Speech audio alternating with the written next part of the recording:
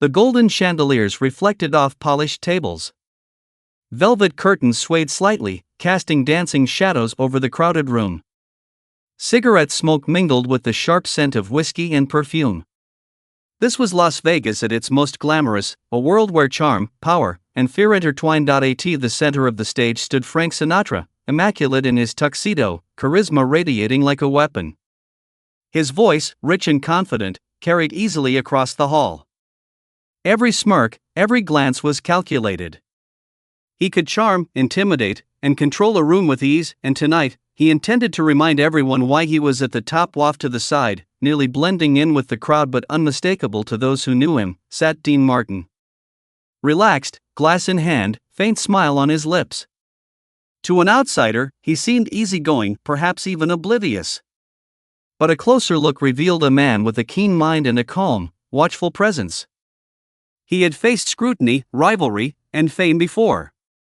He knew this night could become legendary. The room buzzed with anticipation, cameras flashing, journalists scribbling notes, and mob bosses sitting quietly in the back, their eyes assessing everyone in attendance. Sinatra leaned into the microphone, voice smooth, teasing, casual. Ladies and gentlemen, tonight is a celebration of talent, charm, and a little mischief. And speaking of mischief, let's talk about Dean Martin. A ripple of laughter passed through the crowd. Dean didn't react. He took a slow sip from his glass, eyes steady on Sinatra, unblinking. Sinatra's smirk widened. He pressed on. Yes, Dean, the man who never misses a drink. Some say he needs it, perhaps just to face the stage. Isn't that right, folks? The audience laughed, cameras clicked. The sound echoed through the hall. But Dean remained calm, taking his time. He understood something crucial. Every eye was now on him, and every second of silence strengthened his presence. Sinatra, sensing the energy of the room, pushed further. Yes, Dean, always with a drink in hand. Perhaps it helps him forget what he's about to face, or remember who he's surrounded by. More laughter. Some nervous, some genuine. Dean finally rose from his seat, glass in hand, taking a deliberate, measured step toward the stage. The audience noticed the subtle shift. Cameras focused. The room held its collective breath. Dean didn't rush. He didn't raise his voice. He simply allowed his calm presence to dominate the space. Then, with measured precision, he spoke. Frank, do you know why people think I drink? The words cut through the chatter. Silence fell. Journalists scribbled furiously. Cameras zoomed in. The room leaned in, anticipating what Dean would say. Sinatra's smirk faltered slightly. Dean continued, calm, steady, commanding. They say I drink to forget, but the truth is, I drink to remember. A stunned murmur passed through the room. People exchanged glances. The laughter had evaporated. What had started as a public humiliation was beginning to shift. Dean Martin, without shouting or anger, had captured the audience's attention. Sinatra's eyes narrowed slightly, a flicker of uncertainty crossing his expression. He had underestimated Dean's ability to control the room. The man who had seemed easygoing, almost careless, was now suddenly dangerous, not with aggression, but with calm authority. Dean let the words settle over the room. Then he added, softer, almost conversational, but heavy with impact, I remember who I am, who I've faced, and who's tried to make me small, and I never forget. That's why I stand here tonight, in front of all of you, without fear. The audience held its breath. Cameras clicked. Even the most hardened mob affiliates leaned forward, sensing the shift in power.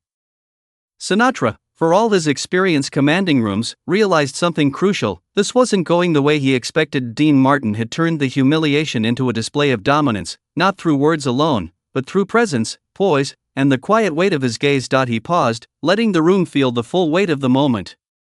And then, almost casually, he added, sometimes, Frank, the one who laughs last doesn't need to laugh at all.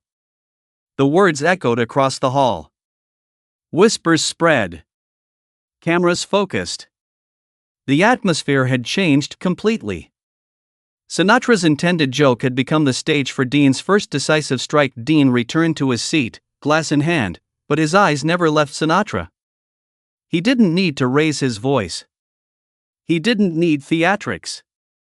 The room had already shifted in his favor. The legend of that night had begun. Dean Martin, the man who could take a public humiliation and turn it into a silent victory, had shown the first sign of what would become an unforgettable confrontation. The air in the casino hall had changed. What was once light-hearted laughter now hung thick with anticipation. Every guest felt it, the shift in energy, the subtle but unmistakable dominance Dean Martin had claimed with nothing more than his presence, poise, and one unforgettable line. Frank Sinatra, still on stage, adjusted his microphone and attempted a casual smile, but it didn't reach his eyes. The audience, once hanging on his every word, now leaned subtly toward Dean. The dynamics had shifted, and Sinatra knew it. He had underestimated Dean Martin, and now the room was fully aware. Sinatra tried to recover with humor, his voice smooth but tense. "Well, Dean, that's quite the perspective. Drinking to remember, you say? Sounds profound." The audience chuckled politely, but it was hesitant, unsure. The room no longer responded purely to Sinatra's charm. They were watching the contest of wills unfolding before them. Dean Martin, glass in hand, rose once more. His movements were deliberate, unhurried. Every step radiated confidence, the kind that doesn't need applause.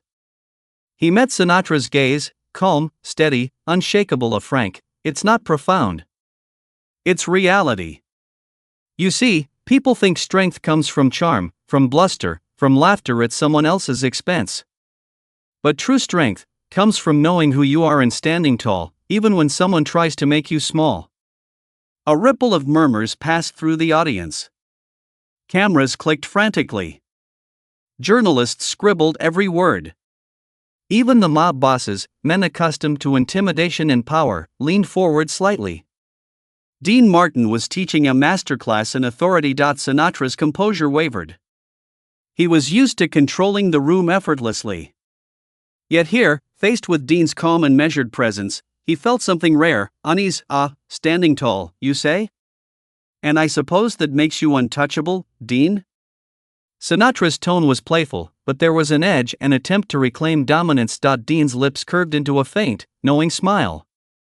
He did not step back. He did not raise his voice. Instead, he let the silence hang for a beat, letting the words sink into the room. "Not untouchable because I am above the world, but untouchable because the world cannot define me. You can mock, you can joke, you can point fingers, but none of it changes who I am, or the respect I've earned quietly over time." The murmurs grew. Guests whispered to one another. People began to realize that Sinatra's usual control had faltered. Dean's calm authority was stronger than Sinatra's charm. In that moment, Sinatra tried again, laughing lightly, attempting to redirect the room. "Well, Dean, it seems we're learning lessons tonight.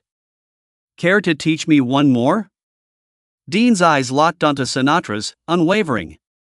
Every guest felt the weight of the gaze, the tension thick enough to touch. "I'm happy to teach it, Frank.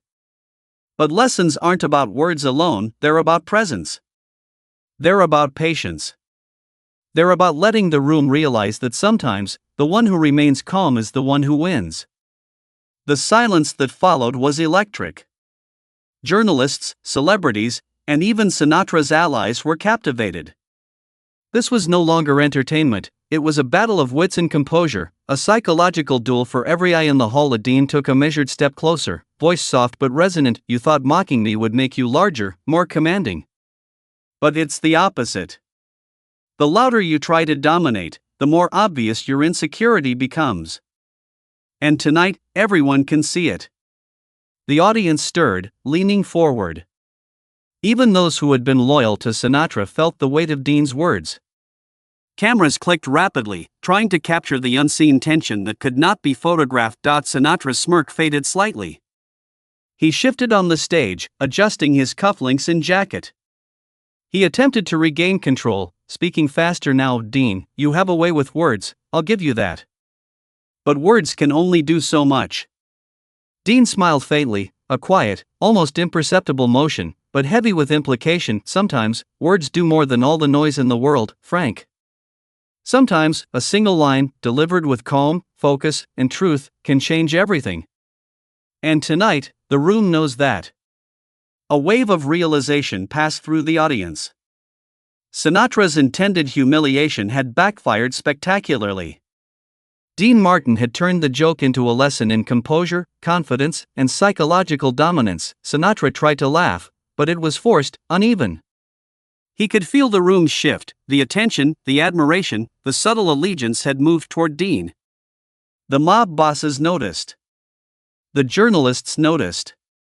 The Hollywood elite noticed. Dean Martin returned to his chair, glass in hand, calm and collected.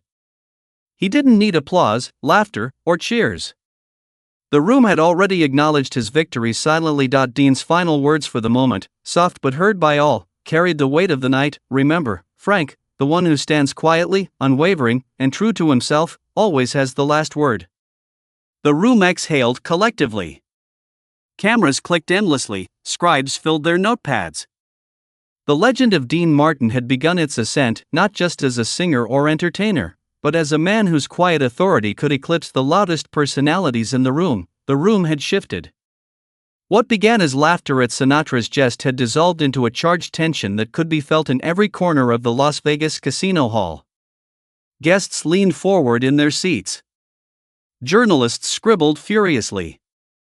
The mob bosses in the back, men who rarely displayed emotion, nodded subtly, acknowledging the shift in power. Dean Martin's calm authority had completely inverted the energy of the evening. Sinatra, sensing the change, tried to reassert himself. His voice, rich and practiced, carried over the audience. Well, Dean, I suppose it's all very philosophical. But some of us prefer a little fun, don't we? The words were smooth, but there was a slight tremor beneath the charm. He had been the predator, and now he felt the subtle push of Dean's dominance. Every laugh, every polite clap from the audience seemed muted in comparison to the weight of Dean's presence. Dean Martin took a deliberate step forward, glass in hand, eyes never leaving Sinatra's. He did not rush. He did not raise his voice. Every movement was measured, a silent assertion of control. Then, with calm precision, he spoke of Frank. Fun is only fun when everyone enjoys it. Tonight, some people laughed at me.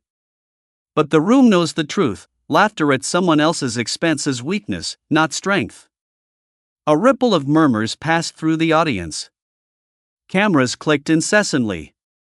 Journalists leaned forward, sensing that something historic was unfolding. Dean's words were not an insult, nor a rebuttal, they were a revelation. Sinatra tried to mask his unease with a smirk. Dean, always the philosopher. But you see, the stage doesn't forgive hesitation. Dean's eyes narrowed slightly, a subtle shift that commanded attention without aggression. His voice remained steady, calm, and deliberate. The stage doesn't forgive arrogance either, Frank. And tonight, the arrogance that tries to humiliate others is exposed. The audience's attention was palpable. Even Sinatra's closest allies sensed the subtle reversal of power.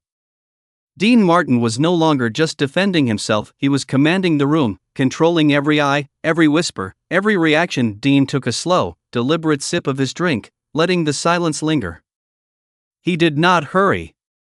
He did not rush. The weight of his presence alone became his weapon. Then, almost conversationally, he added, "You thought mocking me would elevate you. But strength isn't measured by laughter or applause. Strength is composed. Strength is calm. Strength is knowing who you are when everyone else tries to tear you down." The room held its breath. Journalists scribbled every word, cameras zoomed on Dean's composed expression, and the audience instinctively leaned closer. Sinatra's smile faltered. He tried to laugh lightly, an attempt to regain control, but it sounded forced, hollow. The crowd had shifted. Dean had won their attention. Dean Martin's gaze swept the room. He didn't need theatrics. He didn't need anger. His calm, deliberate presence spoke louder than any joke or insult. Then he directed his next words at Sinatra, soft but piercing. "You sought to humiliate me, Frank. But in doing so, you revealed more about yourself than you ever did about me. The louder your mockery, the smaller you appear. And tonight, everyone can see that." Even the most loyal fans of Sinatra sensed the truth in Dean's statement. The mob bosses exchanged subtle glances. Hollywood stars whispered to one another. Cameras clicked frantically. The energy in the room had been irrevocably altered. Sinatra's voice faltered slightly as he tried once more. Dean, you have a way with words. But words, they can only do so much, don't you think? Dean Martin smiled faintly, a calm, almost imperceptible movement that carried an undeniable authority. He leaned back slightly, voice measured, soft, yet cutting sometimes. One line, delivered with calm, focus, and truth, changes everything. And tonight, this line has changed everything. The audience murmured in stunned realization. Cameras clicked, scribes wrote furiously, and the room seemed to hold its collective breath. Sinatra, who had planned to humiliate Dean, now felt the undeniable weight of Dean's psychological mastery. Dean returned to his seat, glass in hand, maintaining perfect composure. No applause was necessary. No laughter. The room had already acknowledged his dominance silently. His final words, soft but resonant, cemented the shift. Remember, Frank, the one who remains composed, unwavering, and true to himself, always has the last word. The room exhaled. The tension gave way to admiration, subtle but unanimous. Cameras still clicked, journalists still wrote, but the truth was clear. Dean Martin had turned an attempted public humiliation into a masterclass of presence, composure, and psychological control. Even Sinatra's allies could not deny it. The energy of the evening had shifted irrevocably.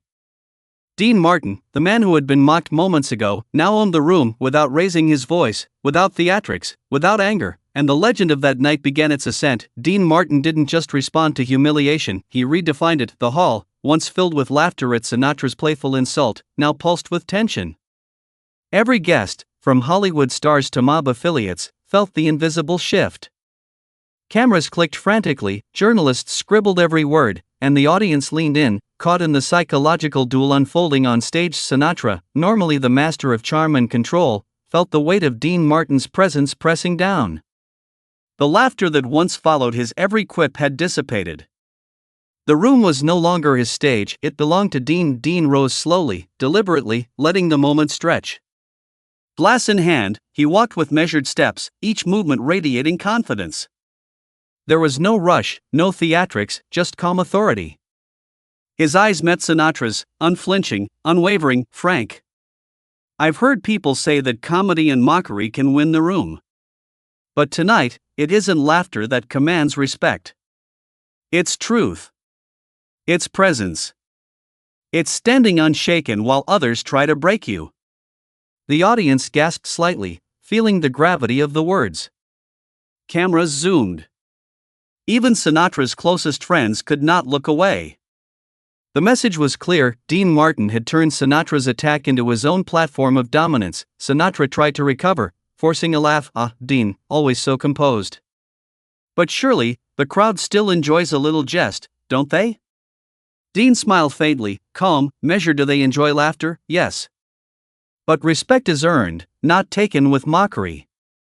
And a room that witnesses integrity and composure will remember it long after the jokes fade. The audience's murmurs grew louder. People whispered to one another, Dean Martin isn't just holding his own, he's controlling the room without even raising his voice. The energy had completely shifted. Sinatra's previous dominance was crumbling, replaced by awe and admiration for Dean's quiet strength. Dean's next words cut even deeper, soft yet powerfully. You see, Frank, you can try to belittle, to humiliate, to assert control with words or laughter. But true authority doesn't need noise. It doesn't need applause. It's in calm, deliberate presence, the kind of presence that doesn't falter when provoked. The silence that followed was heavy, almost tangible. Journalists scribbled rapidly, cameras clicked nonstop, and every guest felt the tension in the room. Sinatra's usual ease was gone. For the first time that night, he was exposed, vulnerable in a way few had ever seen. Dean stepped closer, his tone lowering, each word deliberate. You sought to make me small tonight, Frank. But the one who remains composed, who knows himself, becomes larger in every way that matters. And tonight, the room has witnessed that. Even the mob bosses in the back, men accustomed to intimidation and power, nodded subtly. They recognized the lesson in Dean's calm, quiet dominance. power was not about mockery or volume, but presence and poise. The audience was completely captivated. Journalists leaned forward, scribbling words that would later travel across the nation. Dean Martin turned Sinatra's insult into a demonstration of quiet authority. Sinatra tried a final maneuver, attempting charm, his voice carrying the familiar ease of showmanship. Dean, words are clever, I'll give you that. But the stage doesn't forgive hesitation or weakness. Dean Martin's response was subtle, yet it landed with the weight of a thunderclap. The stage doesn't forgive arrogance either, Frank. And tonight, arrogance is what stands exposed. The crowd leaned in. Everyone felt it, the undeniable shift in authority. Dean Martin didn't need to raise his voice or force laughter. He owned the room simply by being himself. Finally, Dean returned to his seat, sipping his glass slowly. The room had shifted irrevocably. No one applauded. No one cheered. But the respect, the acknowledgement, the subtle reverence, it was louder than any applause could ever be. Dean's last words, delivered softly but resonating across the hall, cemented the moment. Remember, Frank, the person who stays calm, true to themselves, and unshaken, always commands the room. Always has the last word. The crowd exhaled collectively. Cameras clicked. Journalists scribbled. Even Sinatra's allies, though loyal, could not deny what had happened. Dean Martin had transformed humiliation into triumph, showing that presence, calm, and composure were more powerful than charm, mockery, or volume. The legend of that night had begun to form. Dean Martin, the man who could be publicly mocked and yet emerge as the undisputed master of the room, had proven that silence, poise, and self-confidence could be stronger than any insult. As Dean Martin took a slow sip, watching Sinatra adjust his tie and attempt a faint smile, he knew the battle had been won not with anger, not with words alone, but with quiet mastery of presence. The room had witnessed something extraordinary. Dean Martin didn't just survive Sinatra's humiliation, he owned the narrative, controlled the energy, and turned the evening into a masterclass of psychological and emotional dominance. The casino hall was tense, electric, and utterly captivated. Every eye in the room was on Dean Martin, who sat calm and collected, glass in hand. Cameras clicked non-stop, journalists scribbled furiously, and the audience felt a shift they could not name, a transformation of energy that Sinatra, for all his charm and power, could not control. Frank Sinatra, once the undisputed master of the room, felt the weight of Dean's quiet authority pressing down. His usual confidence wavered. The smirk that had fueled the mockery earlier that night now trembled slightly, betrayed by the awareness that the room no longer responded to him, but to Dean. Dean rose slowly, deliberate, measured, and completely composed.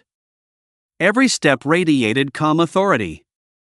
The murmurs of the audience grew, whispers passing from guest to guest. Dean Martin isn't just holding his own, he's controlling the room. Dean's eyes locked on Sinatra's, unwavering. Then, in a voice soft but unmistakably commanding, he spoke of Frank. Tonight wasn't about humor or humiliation. It was about truth. And the truth is, the world sees exactly who stands tall, who remains composed, and who commands respect without shouting. The audience leaned in. Journalists scribbled, capturing every word. Mob bosses, Hollywood stars, and elite guests all realized the subtle but undeniable shift. Dean Martin had turned Sinatra's mockery into a showcase of his own dominance. Sinatra attempted to mask his unease, forcing a laugh at Dean, always so philosophical. But surely the room still enjoys a little jest, don't they? Dean's gaze didn't waver. His voice was calm, soft, and deliberate, each word slicing through the tension. Yes, laughter is welcome, but respect is earned, not taken with mockery. And when the room witnesses integrity, composure, and self-possession, it remembers long after the jokes fade. The silence that followed was heavy, almost tangible. Even Sinatra's closest friends were silent, unable to contradict the undeniable authority Dean exuded. Cameras clicked incessantly, journalists leaned forward, and the audience collectively held its breath. Dean took a deliberate step closer to the stage, letting the tension build, before delivering the line that would forever be remembered. You thought mocking me would make you larger, Frank. But strength doesn't come from jokes, laughter, or volume. True strength comes from calm, from knowing yourself, and standing unshaken when others try to break you. And tonight, the room sees that clearly. A stunned murmur passed through the crowd. Some whispered, "He's made Sinatra silent." Others nodded subtly. The mob bosses, accustomed to intimidation and power, leaned forward, understanding the lesson. Quiet authority is the strongest form of power. Sinatra tried one last move, attempting charm and bravado, but it fell flat. Dean, clever words, I'll give you that. But the stage doesn't forgive hesitation. Dean smiled faintly, calm and composed, and replied, the stage doesn't forgive arrogance either, Frank. And arrogance is what you've revealed tonight. The audience exhaled collectively. Cameras flashed.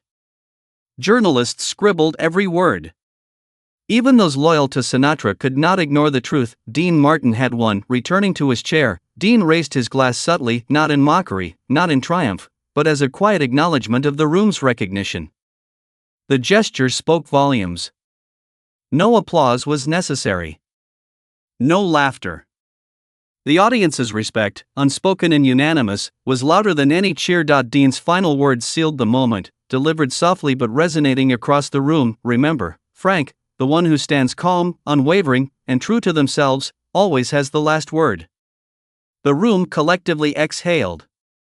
Sinatra adjusted his jacket, attempting a smile, but it was faint, forced. The energy of the room had shifted permanently. Dean Martin had turned a public humiliation into a legendary demonstration of composure, presence, and authority. The journalists knew this would be remembered for decades. Dean Martin didn't just respond to Sinatra's insult, he owned the room, controlled the narrative, and demonstrated the power of calm authority. The mob bosses, Hollywood stars, and audience members alike nodded subtly. The lesson was clear: true power is not in mockery or volume, but in composure, dignity, and unwavering self-knowledge. Dean Martin sat back, relaxed, glass in hand, a faint smile tugging at his lips. Sinatra, for all his reputation, could only acknowledge the shift in silence. The night, intended to humiliate Dean Martin, had instead cemented his legend, a man who could take insult, turn it into authority, and command a room without raising his voice. The story of that night would be told for decades. Dean Martin was publicly mocked. Sinatra's humor was meant to dominate, to humiliate. Dean Martin responded with calm, presence, and composure. The audience, journalists, and elite guests recognized the shift immediately. Sinatra, exposed by his own arrogance, could do nothing but witness Dean's triumph, and so, the legend endured. Dean Martin, the man who could be mocked by Sinatra in front of hundreds, turned humiliation into triumph with one line, one presence, and one unforgettable night of composure. The lights dimmed slightly. The audience absorbed what they had witnessed. Cameras clicked for the last time. And in that smoky, gold-lit Las Vegas hall, the unspoken truth was clear: Dean Martin didn't just survive humiliation, he defined the meaning of presence, composure, and quiet victory.